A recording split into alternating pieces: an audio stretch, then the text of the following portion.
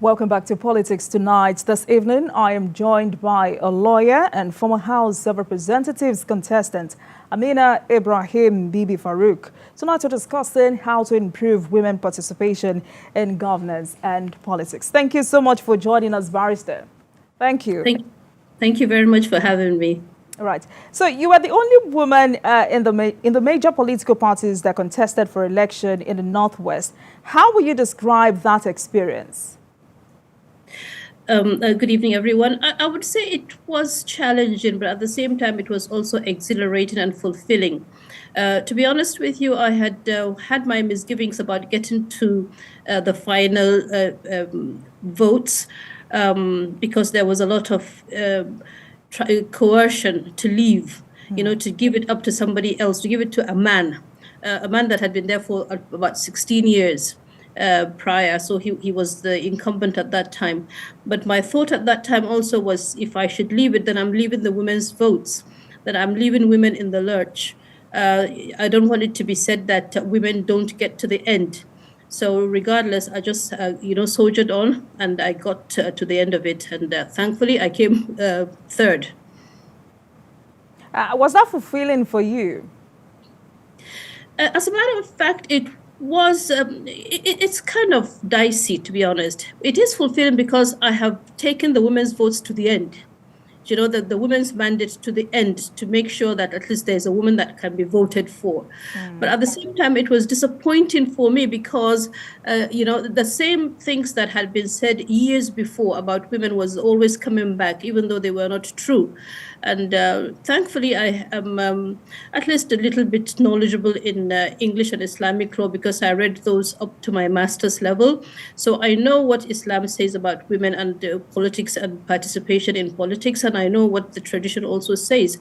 So, and also because I am of a particular age where you would not, that stereotyping of women, especially in the North, could not be attached to me.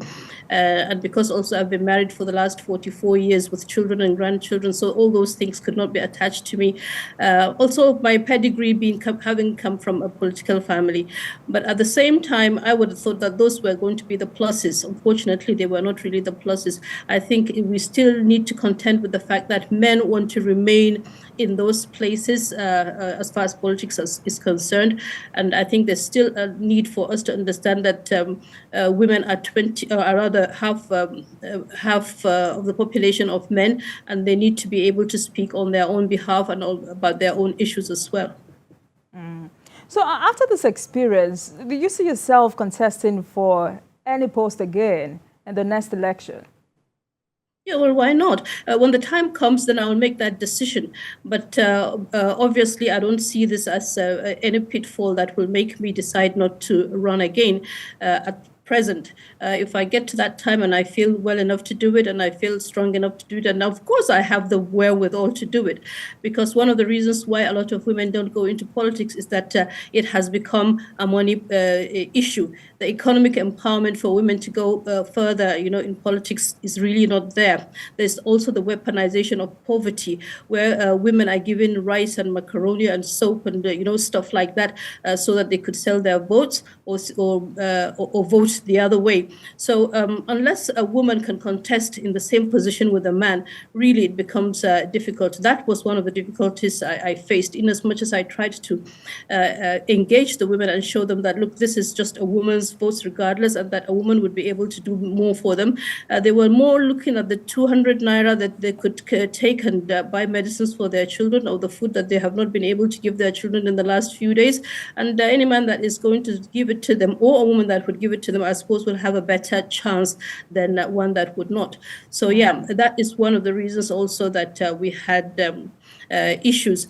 You see, there's still also the godfather issue, this automatic ticket business. Now, there's no party democracy. Let's be honest. The whole of the country did not have party democracy. I have to really give it now to PDP, where I contested because we had primaries. I'm sure you will remember that during the primaries, except for maybe the presidential, all the others were just anointments and selections by the powers that be at that time. So for as long as there's not going to be internal party democracy, I think women will still have issues because men would still have the wherewithal to do better than they're doing. Yeah. All right. So do you consider these as factors responsible for a low level of participation in the last election in the northern part of the country, or are there more? You see, I would not say that it was low. I think there were a lot of women that came out. It's just like I said, as we moved along, which is also it was also a very long campaign. If you remember, it's I think over a year that we were all talking about politics. In as much as it was only in September that the ban was lifted, but I mean, since the primaries, which was in March, I think politics was really going on. It was a long process, and so many women were not able to go up to the end, but they came out, they wanted to do it. A lot of them were, I mean, I got a proposal to be paid to give my ticket up, and a lot of women would have taken it, and some women have taken it, but it's still again the men trying to make sure that the women don't do it. So to be honest, it's just a money issue.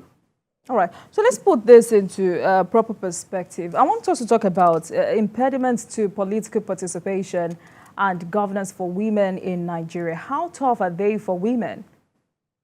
Right. You see, let's just say it like this. It is not a one-size-fits-all for all women in Nigeria. If I were a Lagosian, for example, I would just go out there and say, okay, this is me, this is what I have done, and this is what I can do, and this is what my qualifications are, and it will be accepted. But coming from where I come from, you have to do more. I remember very well when I start to campaign, I tell them that this is me, this is my husband's name, this is my father's name, this is my family name, this is the kind of place I come from. I am a lawyer and I read English and Islamic law, and that I still practice, and I have my own work to do, and I have children, and all those things that will make them understand that this is a wholesome, wholesome in quotes, wholesome woman for them. Because obviously if I don't come out like that, then there will be some stigmatization. I'll be given other names that are not mine. So until they become comfortable with the fact that she is part of us and that she's a housewife, she's a normal woman for them, it would have been difficult, even amongst the women. So it's not a one size fits all. And then up north also, you see, they talk about culture. And I think there's a lot of disinformation, I would say, about it. Culture has never prevented a woman to be a representative. If we look back in history, we had Queen Amina of Zaria, we had Queen Daurama of Daura. These were queens that were, dealing with envoys, men and women. We even have, we had Nana Asma, the daughter of Usman Danfodio, who had a movement, the entire movement. She was very politically active, and she was a teacher. But even before then, we look in our religion, which is part of our culture, basically, especially in the Northwest. You find the Queen Sheba, the Queen Bilqis was mentioned in the Quran, where God, actually gave very resounding attributes about her, that she's a good ruler who consults with her people. I mean, if she was not so good and if politics was not so good for women, it wouldn't have gone into the Quran. We have the mother of Jesus, Mary, who has a whole chapter to herself, in the Quran. Obviously, these women are important and that they can participate in things. We have during the Prophet's time, his wives, who were more or less ministers. In fact, there was one that quelled a mutiny that was going to happen. I think it was Salama. And there were others also, the Aisha, who was a teacher, who was a judge, who men sat before her to learn, what to do about their worldly affairs in politics, in social activities, in economic activities. So there is this thing about women should not be in politics. It is not true. Women need to be in politics, in fact, because when you look at the home, before we start a home, even traditionally in our own cultures, before my son would go to say, okay, he's going to marry Miss X, his aunties and his sisters and his relatives that are females will have to go and start, set the foundation, if you like, start speaking with the other families. It's not men that do that, it's women that do that. And if we can be trusted to start a community, basically by starting marriages and starting families for us and for other people, then why can't we speak about our national issues as well? All right, so the last time I had this kind of conversation, I was speaking with Rep member Honorable Kafilat Ogbara, who represents Koshofe Federal Constituency, and she's also the Chairman House Committee on Women Affairs. I mean, she was very clear. Considering the numbers, she said Nigeria is regressing when it comes to women participation in governance, politics, and leadership role. So for you, are we really regressing, or the progress is quite slow? It's a regression. Do you know, Rwanda just came onto the scene a few years ago, isn't it? I mean, when they came out of the war. But as we speak now, Rwanda, I think, has over 63% of its parliament positions filled by women. Senegal has about 43. South Africa has about 42, I think it is.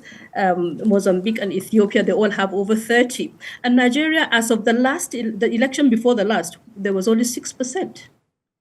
So I mean, we've all had our Garbos Hawabas and our Fumilayo Ransom Kutis and Margaret Epos. They should go and rest in peace. We should allow them to rest in peace. We've had people that have done the work for us. Where is the work? You know, so I think Nigeria really has regressed. We had a 6% in the election before last. I don't think we even have that 6% this election.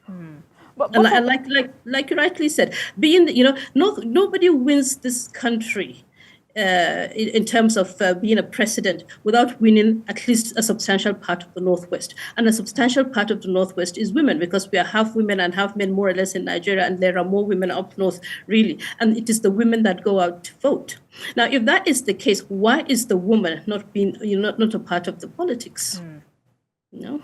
But as someone who's from a distinguished political family, what support do you think women need for them to achieve their political aims? You see, there's a lack of funding. That's the most important thing for women these days. But then also as important is the poor party structure. The women are just women leaders, and they're basically women leaders because they will go out there when the time comes to vote to go and bring the women in to come and vote. And that is all that they do. And I think that is a sad situation. A woman can be the treasurer, she can be the vice chairman, she can be the chairman, in fact, of the party. There are so many positions. Women have a lot of capacity, but then that is not given to them. There's a stereotyping. Some women are afraid that when they go out there, especially the young women, older people like us don't really have that much fear, but the younger ones will feel they're going to fix them with a name that is not theirs, and they need to get married eventually and have a family, and this thing is going to be an issue for them. So the stereotyping, and it is a deliberate thing that they do the stereotyping. After all, when you look at the shenanigans men get up to, nobody talks about it.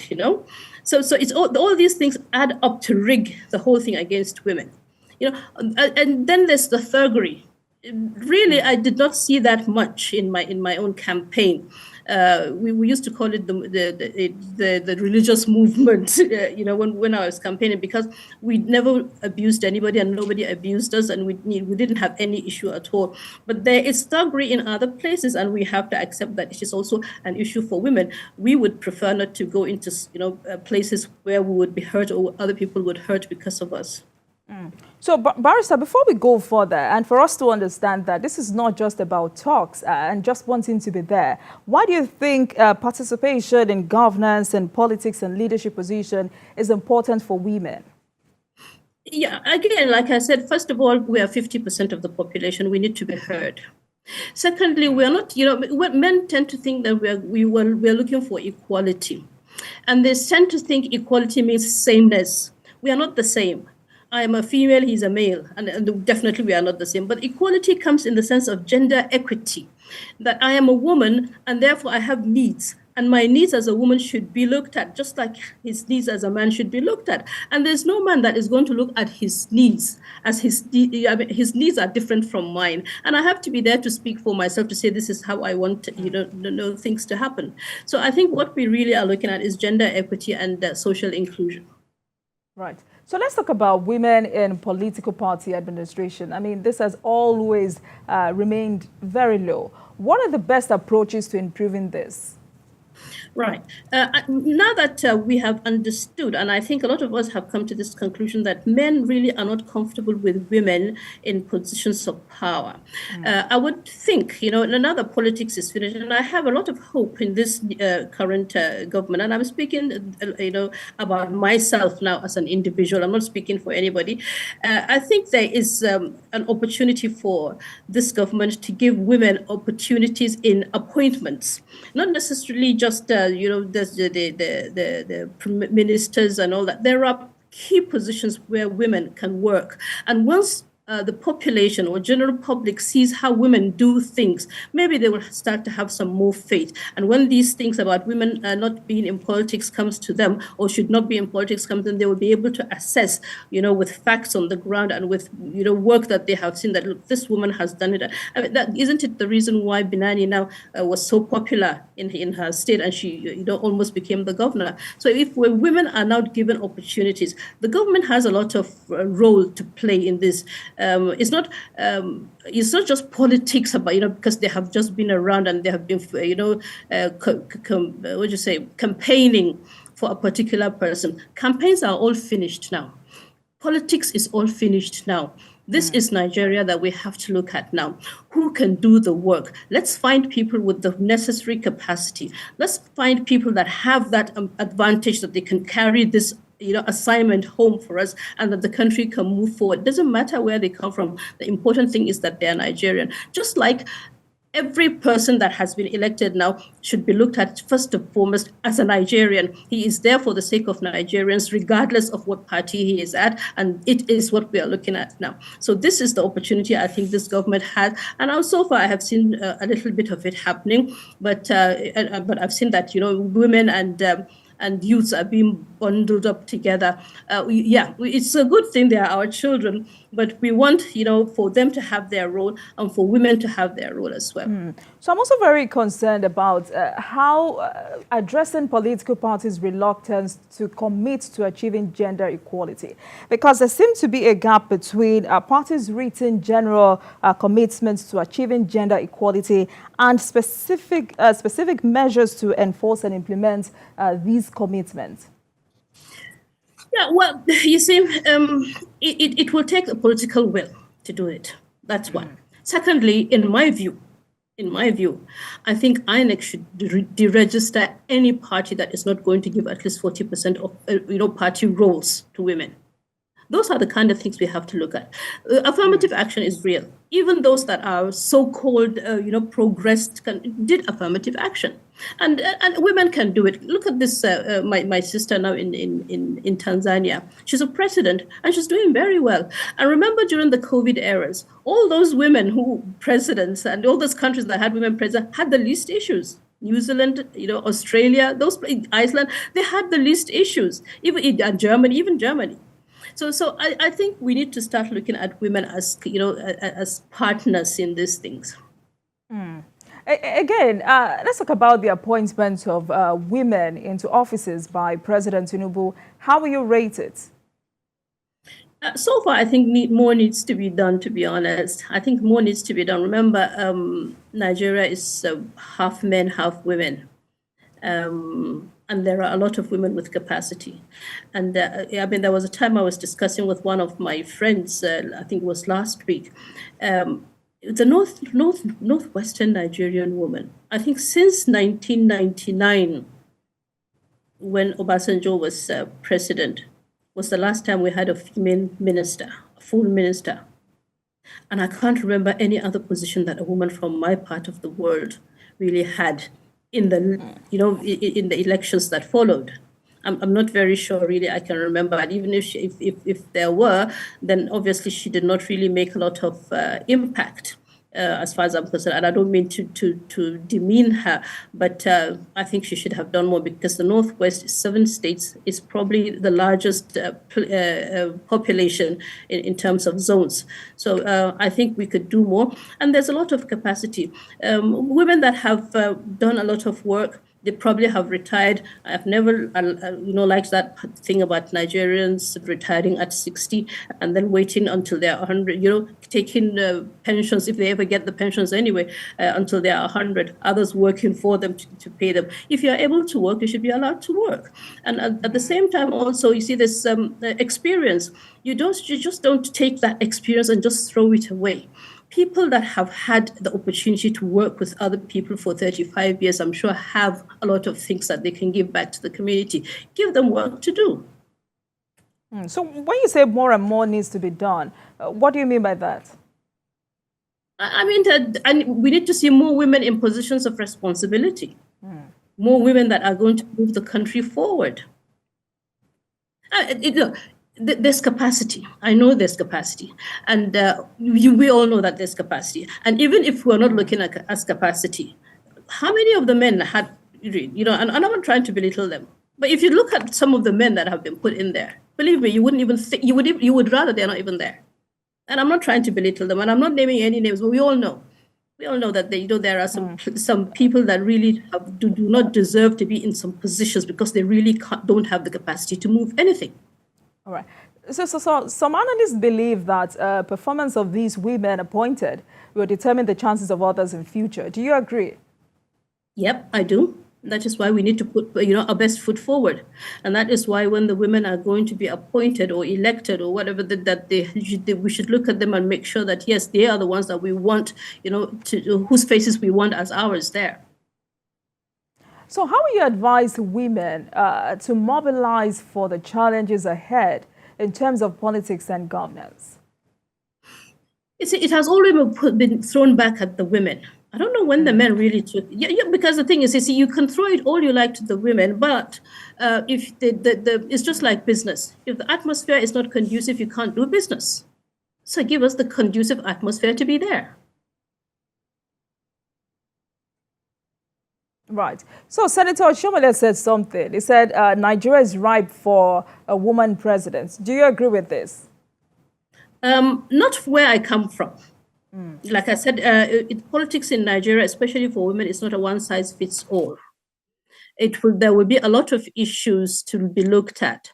And a lot of, definitely there will be, even the women, some of them might not agree with me that a woman can be president. I personally don't have any challenges with that. I don't have any challenges with that. But I know that coming from where I come from, there has to be a bit more sensitization for people to understand that, look, yes, there's nothing wrong with a woman being a president or a governor. Now, let's look at some other countries. Countries like Rwanda, South Africa, and others are doing better than Nigeria in terms of women in governance. Do you think we need laws to achieve the affirmative action? I think we would need laws because, we've been allowed now to speak about it and it has been spoken about ad nauseum. Nothing has been done. So maybe with the law in place, we can at least go to court and say, oh, look, the law says X, Y, Z, and therefore we should do it. For me, when I look at, I think it's Section 44. I can't really remember. But you see, affirmative action also means for us not only affirmative, but Section 44 about federal character. We are a marginalized people, women. We are marginalized. So therefore, I think that section also should apply to us.